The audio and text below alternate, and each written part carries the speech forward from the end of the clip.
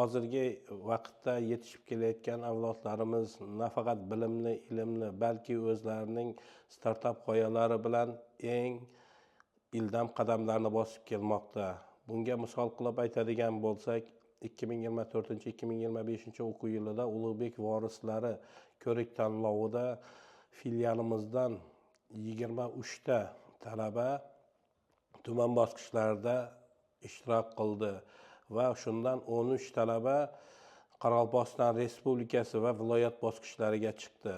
Ular o'zlarining eng yaxshi ixtirolari, eng yaxshi g'oyalari bilan ishtirok etishi natijasida o'shandan 5 nafar talabamiz Ulug'bek vorislari respublika bosqichiga yo'llanma oldi. 20-25 may kunlari Ulug'bek vorislari respublika tanlovida 2 ta talabamiz eng yaxshi prototip va eng yaxshi g'oya nominatsiyasi bilan taqdirlandi. Bunday manzilli ravishda bo'lib o'tayotgan startap loyihalarimizdan yana biri mana shu yilning o'zida yoshlar filialimizda bo'lgan yoshlar forumida ham ko'rishimiz mumkin.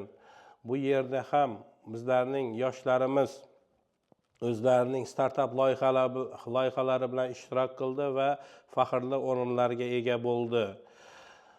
Bunday startap loyihalarning manzilli o'tkazilishi o'z navbatida talabalarni kelajak g'oyalariga bo'lgan maqsadli va intilishlarini yanada ro'yobga chiqarishga asosiy turtki bo'ladi degan niyatdamiz. Bundan tashqari yaqindagina bo'lib o'tgan eng muhim bosqich shiori ostida o'tkazilgan sport va ma'naviy ma'rifiy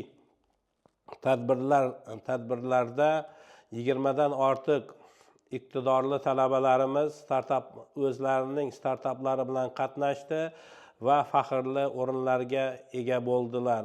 Mana bugun o'sha faxrli o'rinlarga ega bo'lgan talabalarimizni filialimiz tomonidan pul mukofotlari bilan mukofotlanib, ular rag'batlantirildi.